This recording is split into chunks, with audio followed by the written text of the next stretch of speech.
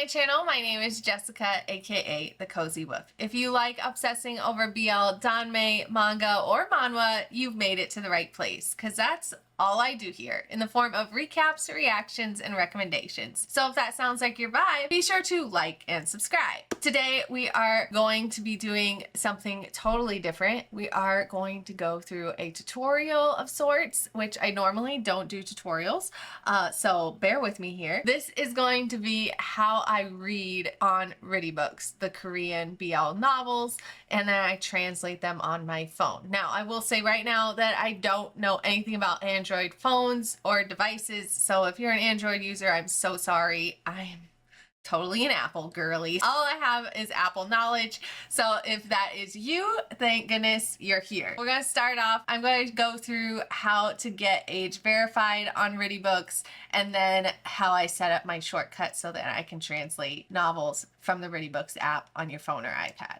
So let's get started, shall we? First off, you're going to be on Ridibooks here and you're going to log in. Now, my easiest way to do that was with my Google account, but you can also use Kakao, Naver, even your Apple ID, or you can just hit join the membership and go from there. Once you log in, you will be on their main homepage or a page that you were last on.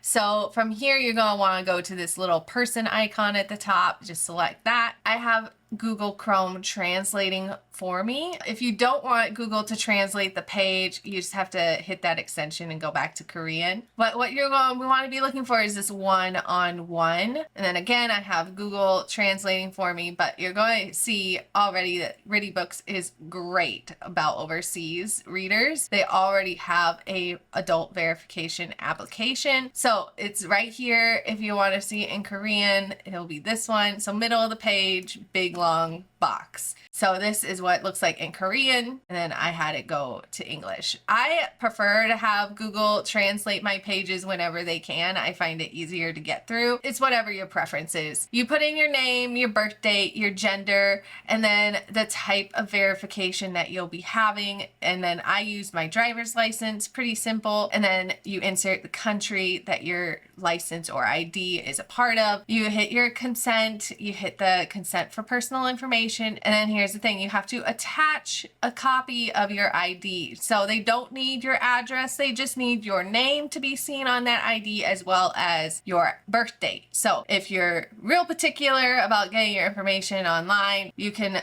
take a picture and then mark out the parts of your ID that you don't want them to see, but they do need your name and your birth date to confirm your age. This is a process that you're going to have to do every year. So be sure to remember this, because every year Ridibooks thinks you go down in age instead of up. So don't ask. I don't know. Once you have your ID attached, you just hit submit. They'll send you an email in like 1 to 2 days. It was real easy. The only thing that I would say is if you didn't do it correctly, like you crossed off your birth date on your ID, or you have the wrong name on the ID, then maybe you won't see an email. But for the most part, 1 to 2 days, got your email that says you are now age verified and you can see 18+ content. You can add coins to your account. Again, really easy. They do allow you to have overseas credit cards, debit cards, so you can just add coins to your thing. You can also use Apple Pay. So if you're on your phone, you can go into the personal account settings and add it via that way. Once you have your age verification done, you can access pretty much any novel that I have read and mentioned on this channel previously. From here, we're going to go to our phones. Again, I have an iPhone, so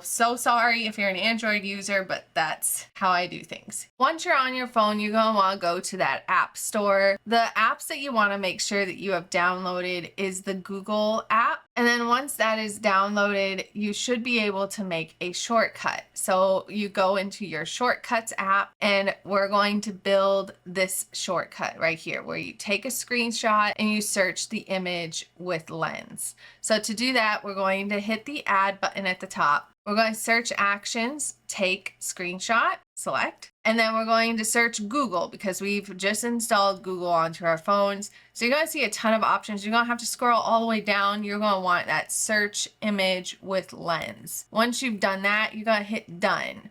From here, you can edit what your shortcut is called. Right now it's called search image with lens, but mine on my phone is called Google. Once you have your shortcut made, you need to figure out a way how to use it. So you're going to go to your settings app next. You're going to scroll down to accessibility. Once you're in accessibility, you're going to go under the category for physical and motor and select touch. In this menu, you'll have assistive touch as an option. It should be turned off unless you use it for something else already, but you're going to want to turn it on. And when you turn it on, it will show this little circle button that you can move around the screen. I like to have mine in the corner so that way it doesn't interfere with any text that's on the screen. But then you'll also see your custom actions.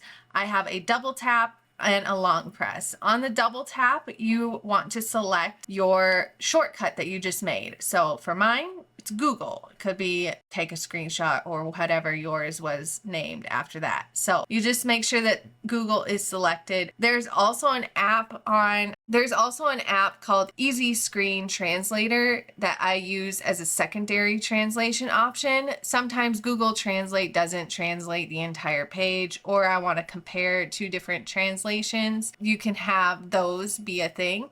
Easy Translator, once you download the app, you say you want to make a shortcut and it will just add it automatically to your shortcuts app, which is real easy. That's actually how I read The Bad Life first, and then I figured out how to use Google. So however you want to do it, you can use Easy Screen Translator or Google. It's the same steps. You just choose what custom action you want to do, whether you double tap that little circle button or long press. From there, you're going to want to open up Ridibooks. Once you're in Ridibooks, you'll have your home screen. At the bottom, you'll have your My, which will be your account. And then you're going to want to hit the books that look like a bookcase. This will have all of your currently downloaded. So it may appear empty when you first log in. You're going to want to select that third option, and this will give you all the books that you have purchased, not downloaded. Purchased. You're going to want to select the book and you're going to want to download it. This downloads that ebook onto your phone so you can read it. Once it's downloaded, it will open up the one that you already downloaded, but say you left and want to go back into it, you go to your bookcase and then you're on that first option and it will show you where you left off on the book that you have. So if you're like me, you'll read on your iPad and your phone. As long as you have that ebook downloaded on both devices, it will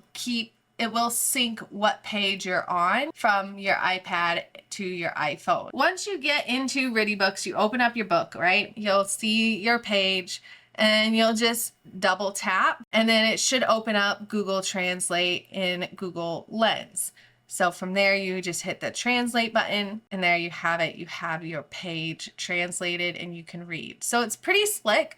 It's almost like reading a book. The big thing I will say is you do have to remove the tab that shows Google between every page. So you just have to swipe up and use swipe up again and then go back to your Ridibooks page and then you can go on to the next page. So pretty slick. I'm currently reading my third series on Ridibooks this way and I've been enjoying it. So hopefully this video was helpful for you. If you liked it, have questions, be sure to let me know. I have my DMs open on all of my channels. So if you have any further questions that are real specific, just find me there. Thank you for watching and we'll see you next time. Goodbye.